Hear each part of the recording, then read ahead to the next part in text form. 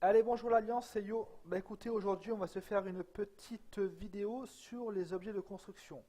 Alors excusez-moi à l'avance, j'ai déjà essayé de tourner deux vidéos sur le sujet, je les ai supprimées, je vais refaire une nouvelle, c'est la troisième. Je pense que celle-là c'est un one shot, je vais le faire quoi qu'il arrive, j'en ai marre. Mais elle va prendre un peu de temps, parce que c'est pas facile à expliquer. Donc, on va regarder dans un premier temps euh, comment on obtient des plans pour construire des objets, des améliorations de bâtiments. On va regarder ensuite comment on construit les objets qui vont être affectés au bâtiment, quels sont les composants, comment on les obtient. On va regarder les différents types d'améliorations, donc les améliorations de production et les bonus, et puis les améliorations d'aspect. Et on va regarder enfin comment on les affecte au bâtiment et quels sont leurs effets possibles. Et on regardera enfin une dernière chose sur quelles sont les priorités, à mon sens, après vous faites comme vous voulez, euh, pour cibler vos améliorations et vos constructions. Donc on va regarder déjà comment on obtient des plans. Pour obtenir des plans, on va sur la tour de recherche. La tour de recherche, via son troisième onglet, on peut débloquer des plans. Donc là, vous les choisissez. Il y a les améliorations militaires, hein, par exemple pour améliorer le nombre de soldats que vous pouvez recruter à la fois. Donc par exemple, pour moi, je peux améliorer, j'ai amélioré pour aller jusqu'à 7 soldats à la fois. On peut aller jusqu'à 10. Il y a les améliorations militaires aussi défensives qui permettent d'affecter sur le mur du château plus de défenseurs. C'est super important, au moins au CP. Moi, j'essaie de le faire en ce moment. Et après, du coup, on va illustrer avec cet exemple-là. Et il y a les améliorations de production de bois, de pierre, pour lesquelles moi, j'ai pas travaillé parce que ça m'intéresse pas. Je produis déjà beaucoup, honnêtement. Regardez, 1800 à 1500, ça suffit largement. Il y en a qui me diraient que ça sert à rien. Bon, moi, j'aime bien être tranquille là-dessus. Et surtout, il y a les améliorations de production de nourriture, qui pour moi est la première priorité. Nourriture au niveau du stockage. Moi, par exemple, je suis à 93 000 ici au lieu de 81 000. Ça me permet de tenir plus longtemps la nuit si vraiment je vais y affecter beaucoup de défenseurs, au cas où j'ai une attaque que j'anticipe. Ou des productions de nourriture dans la grange pour pouvoir vraiment avoir une amélioration efficiente ici. Donc là, on a fait le tour un petit peu du panorama de ce qu'on peut construire. Donc on va regarder, une fois qu'on a débloqué, donc on va imaginer qu'ici j'ai débloqué un plan. D'ailleurs c'est le cas, j'ai débloqué un plan pour l'amélioration du mur. On va aller dans le chantier. Dans le chantier, il faut les construire dans chaque château sur lesquels vous voulez mettre des bonus. C'est pas un pour tout le monde, hein. Donc c'est dans chaque château, c'est un peu chiant. Moi je ne l'ai pas fait, je l'ai mis en place petit à petit. Pour l'instant, j'ai que celui-là et mon AP 8 bouffe. Donc on va dessus. Donc sur l'interface du chantier, on a deux onglets. L'onglet qui permet, le premier ici, hein, qui permet de visualiser les différents bonus qui sont en place sur vos bâtiments du château. Et le deuxième onglet qui permet de construire les objets. On y reviendra après sur celui-là.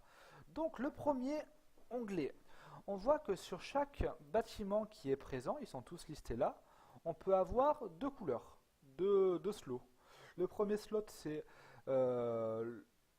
celui qui permet d'y mettre les bonus de production. Donc par exemple sur mes granges, j'y ai mis un bonus plus 100 nourriture par heure. Et ça c'est important pour moi pour pouvoir stocker un maximum de soldats dans mes châteaux. Et le deuxième bonus, c'est un bonus d'aspect qui souvent est soit acheté avec des rubis, ce qui était le cas de celui-là où je me suis fait plaisir, j'ai payé 18 000 PO. C'était la première et dernière fois, mais j'en ai un, elle est là, hein, donc elle est chouette. Elle est là. Et le deuxième, c'est, je reviens sur mon chantier. Et le deuxième, comme je vous disais, c'est le bonus de production. Chaque objet peut être enlevé. Donc si vous voulez l'enlever, vous l'enlevez et vous pouvez le réaffecter. Moi, je fais n'importe quoi parce que ça me coûte des pièces. On le réaffecte. Non, ça c'est pour le détruire, merde. Je fais n'importe. On le réaffecte ici. Voilà. Donc ça, on a vu comment on pouvait affecter ou enlever des objets de construction. On peut aussi les détruire. là, je vais vous montrer sur mon donjon, par exemple, j'ai cet objet-là que je vais améliorer, je pourrais le détruire. Ils me disent que je vais pouvoir récupérer comme composant en le détruisant. On va éviter. Donc maintenant, on a vu qu'on a vu comment on pouvait mettre, enlever et comment les affecter à chaque bâtiment. On va regarder maintenant comment on construit des objets. Donc là, vous avez tous les plans qui sont disponibles. Je ne vais pas les reprendre. Vous pouvez les découvrir dans la salle de recherche. On va nous se concentrer sur l'interface. Donc ici, on a l'interface avec les composantes disponibles que vous avez débloquées au fil de l'eau. Vous allez vite vous rendre compte que ce n'est pas les composants rares, les oranges, les violets, les verts qui sont difficiles à avoir. C'est surtout ceux-là. Ceux-là, vous en avez beaucoup, mais vous les dépensez vite. Ceux-là, ils servent que pour les derniers niveaux d'amélioration. Donc, vous allez commencer par y affecter un objet de niveau 1. Donc là, ici, je pourrais construire pour 20 sables fins et 20 briques un objet de niveau 1 pour ça sert à quoi ça? Bon, ça m'intéresse pas. Oui, pardon, c'est marqué là. Pour le coût de recrutement des soldats, moins 2%. Pour l'amélioration de la capacité de troupes sur le mur du château, donc plus 20. Une fois que vous avez construit celui-là, vous allez pouvoir débloquer le niveau 2. Il faut avoir toujours débloqué le niveau 1 et avoir construit le niveau 1 pour qu'il apparaisse ici comme constructive niveau 2, niveau 3, niveau 4, niveau 5, niveau 6, niveau 7, niveau 8. Vous les faites un par un. Vous débloquez le niveau 1, clac, vous cliquez, vous construisez ici, et hop, là le niveau 2 devient disponible. Là il me dit qu'il me manque un objet de niveau 2. Normal j'en ai pas, j'en ai juste un de niveau 9. Donc une fois que vous avez débloqué l'objet, et que tout est disponible, il vous dit, voilà, vous avez le plan, vous avez tous les composants, vous pouvez construire votre objet. Donc, moi j'ai pile poil ce qu'il faut.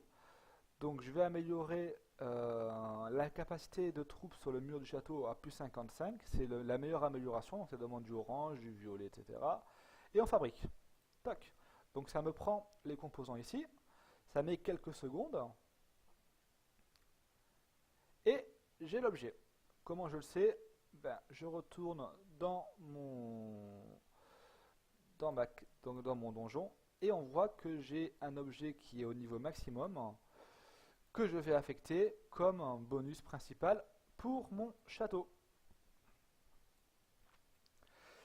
Et voilà, du coup, logiquement, on le voit, bon je suis à 100%, je peux y mettre, merci pour les bonus, un paquet de défenseurs, hein. Je crois que je peux monter à 370, ouais, quasiment à 500. 500 sur un mur quand vous défendez avec un bon bailli, franchement, vous vous régalez, vous le démontez. Bon, bref. Donc, on a fait un petit peu le tour de la fonctionnalité du chantier. Comme je vous le disais, moi je vous donne 3 conseils. Vous les prenez pas, c'est pas grave. Concentrez-vous peut-être d'abord sur votre château principal. Château principal parce que c'est là que souvent vous défendez le plus et c'est là aussi que vous aimez bien améliorer, en tout cas pour moi, je parle pour moi. Améliorer dans un premier temps les granges. Vous n'allez pas au maximum de chaque grange, hein. Honnêtement ça sert à rien. Vaut mieux construire plein de petits qui coûtent pas cher et en avoir plusieurs plutôt qu'un à fond, niveau 10 et avoir qu'un bonus de 200 alors que vous pourriez en avoir un bonus de 500 en étant plus de petits. Après, améliorer, pourquoi pas la caserne. C'est pas le prioritaire parce qu'avec avec les fêtes ça va assez vite. Améliorer le mur parce que pour la défense c'est important. Et puis après, honnêtement, faites-vous plaisir, hein, faites par rapport à vos priorités. Donc voilà, j'espère que la vidéo a pu être utile à certains d'entre vous. C'est chiant à expliquer pour le coup, c'est pas la plus marrante à faire. Mais si c'est utile, ben j'aurais été content de la faire. Allez, je vous dis à bientôt et à plus. Aloha.